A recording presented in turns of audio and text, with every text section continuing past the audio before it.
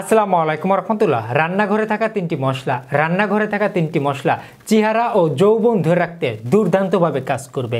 পাশাপাশি আমাদের স্বাস্থ্যে নানাবিধ পরিবর্তন আসবে।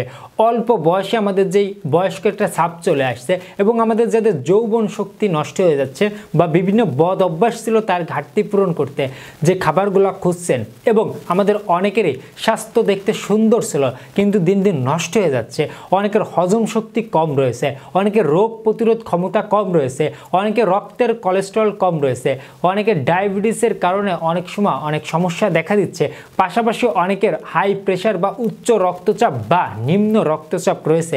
উভয় রক্তচাপের জন্য এই তিনটি মশলা ভালো কাজ করে থাকে।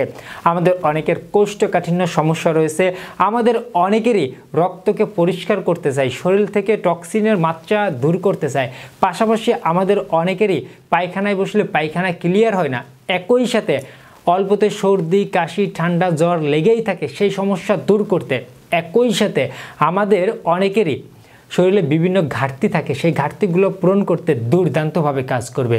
পাশাপাশি আমরা অতীতে বিভিন্ন বদ অভ্যাসে যৌবনকে নষ্ট করে ফেলছি, চেহারাকে নষ্ট করে ফেলছি।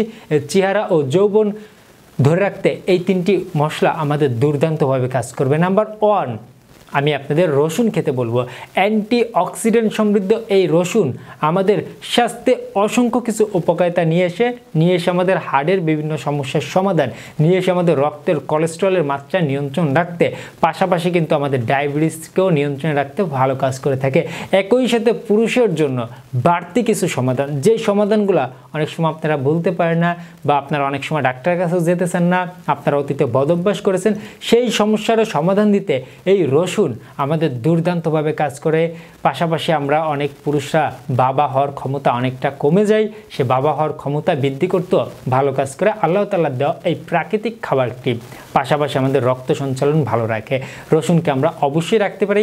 রসুন খাবারের বিভিন্ন নিয়ম রয়েছে, আপনি যে কোনো পদ্ধতিতে খেতে পারেন, বাট আমরা যদি চাই প্রতিদিন সকালবেলা 1 কর পরিমাণে মাঝারি সাইজের একটা রসুনের 1 কর পরিমাণ, বেশি নয়, মাত্র 1 কর পরিমাণের রসুন আমরা কাঁচাটাই চিবিয়ে খেয়ে নিব।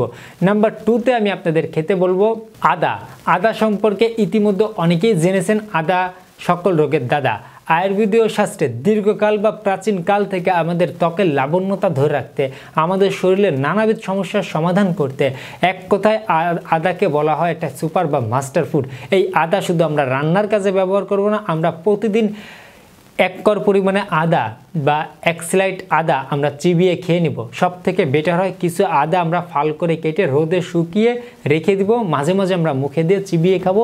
মুখের দুর্গন্ধ দূর সহ, আমাদের রুচি বৃদ্ধি সহ, আমাদের ত্বকের টান টান ভাব ধরে রাখতে, অল্প বয়সে বয়স্ক ছাপ দূর করতে এবং ত্বকের উজ্জ্বলতা ভিতর থেকে ধরে রাখতে, রোগ প্রতিরোধ ক্ষমতা বৃদ্ধি করতে।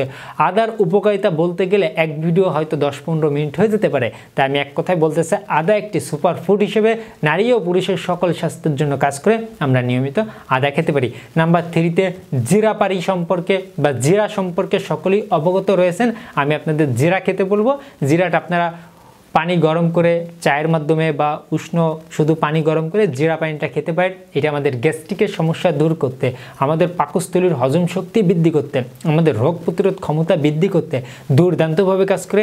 এবং সবথেকে মুখ্য ব্যাপার, এই 3টি উপাদানই আমাদের ক্যান্সারের কোষকে ধ্বংস করতে ভালো কাজ করে থাকে। একই সাথে আমাদের শরীরে নানাবিধ উপকারিতা দিয়ে থাকে এই 3টি মশলা। এই 3টি মশলাকে আমরা নর্মাল চোখে না দেখে অবশ্যই রান্না করে ফেলিয়ে রাখবো না, শুধু রান্নার কাজে ব্যবহার করব না, আমরা প্রতিদিন এখান থেকে 3টি মশলার একটু একটু করে খাওয়ার চেষ্টা করব। চুল পড়ার সমস্যা রোধ সহ, রাতে পর্যাপ্ত ঘুম হচ্ছে না, অসংখ্য সমস্যার সমাধান দেবে। 1 মাস আপনি খেয়ে দেখেন, মাত্র 1 মাস খেয়ে দেখেন, ভালো একটা রেজাল্ট পাবেন এবং 1 মাস পরে আপনি নিজের থেকেই খেতে পারবেন বা খেতে চাইবেন। 1 মাস আপনি এই ভিডিও দেখে খাওয়া শুরু করেন। এটা খেতে অনেক টাকা পয়সা লাগে, বিষয়টা একদমই এমন নয়। আশা করি বিষয়টা অল্পের মধ্যেই বুঝতে পেরেছেন। এই ছিল আজকের ভিডিও। আপনাদের কোনো প্রশ্ন থাকলে কমেন্ট বক্সে কমেন্ট করতে ভুলবেন না। ভিডিওটি ভালো হলে লাইক করতে ভুলবেন না, বন্ধুদের সাথে শেয়ার করতে পারেন। সকলে ভালো থাকবেন, সুস্থ থাকবেন, সকলে সুস্বাস্থ্য কামনায় আজকের মতো এখানেই শেষ করছি। ধন্যবাদ সবাইকে।